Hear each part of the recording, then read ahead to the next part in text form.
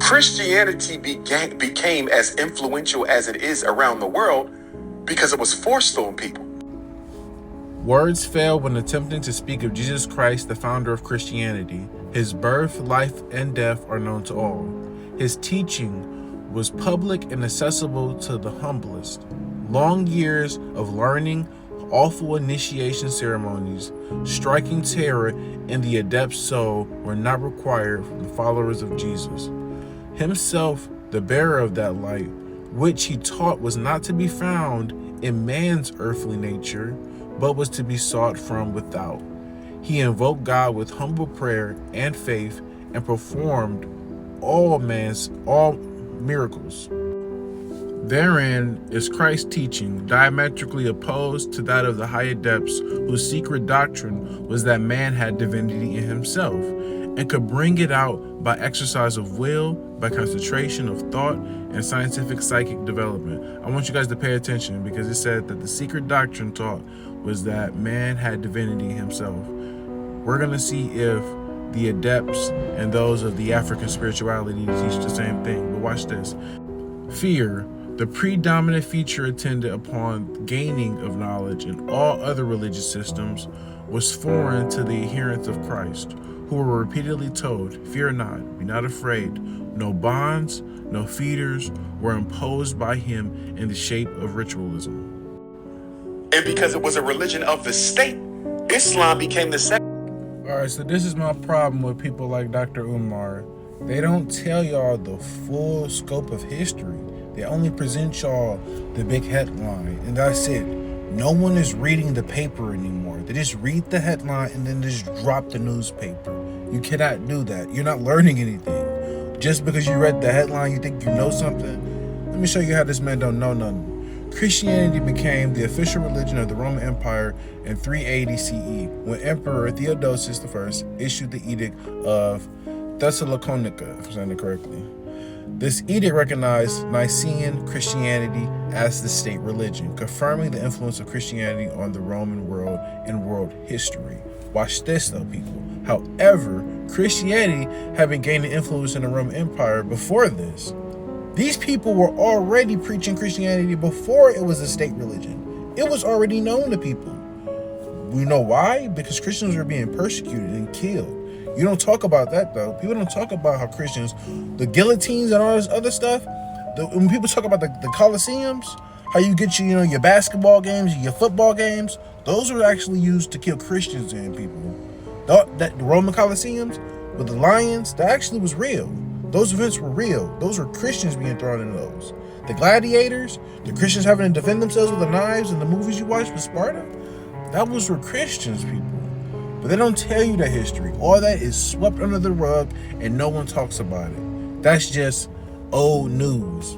But we need to understand who this man Theodosius is, because first of all, was he a true Christian or was he a Catholic? Because there were many sects of Christians out during that time. There wasn't just one branch of Christianity. There were many sects of Christians, because the Gnostics, they called themselves Christians too, but they really weren't Christians.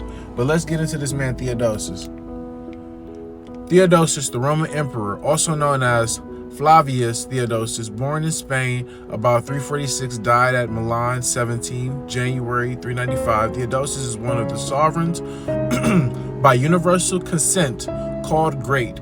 He stamped out the last vestiges of paganism, but an end to the Arian heresy in the empire, pacified the Goths, left a famous example of the penitence for crime and reign, blah, blah, blah, blah, blah, blah. And he was a mighty Catholic emperor. He was Catholic. This is from the Catholic Encyclopedia. You look at the top where it says Home, Catholic Encyclopedia, New Advent. This is from Catholic source, people. He was a Catholic. All right, now, people, what I want us to do is let's see if Catholicism is true Christianity.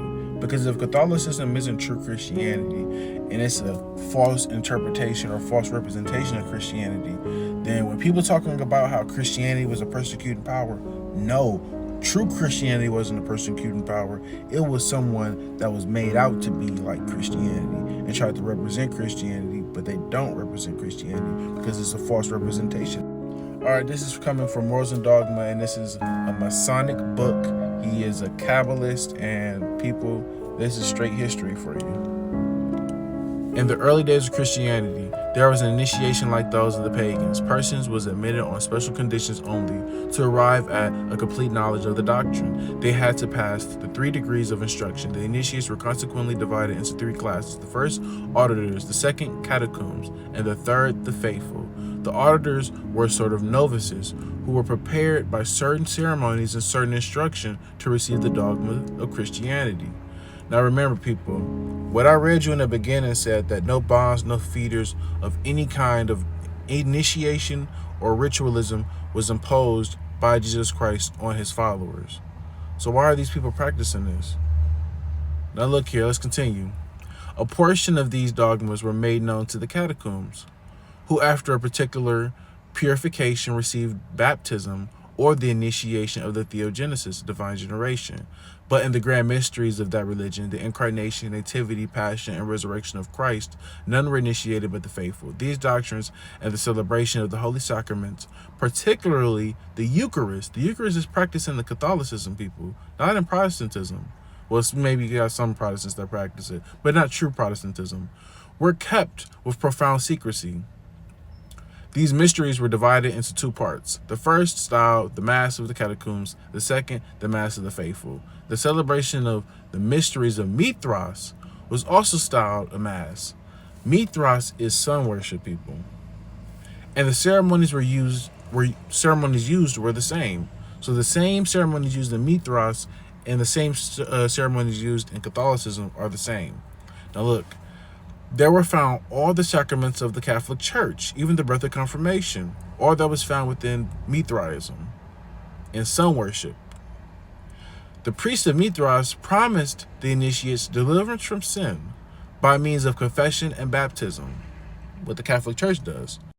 He celebrated the oblation of bread, image of the resurrection, the baptism of newly born children, extreme unction, confession of sins, all belong to the Mithraic rites. The candidate was purified by a species of baptism. A mark was impressed upon his forehead. That's that T that they be putting on them.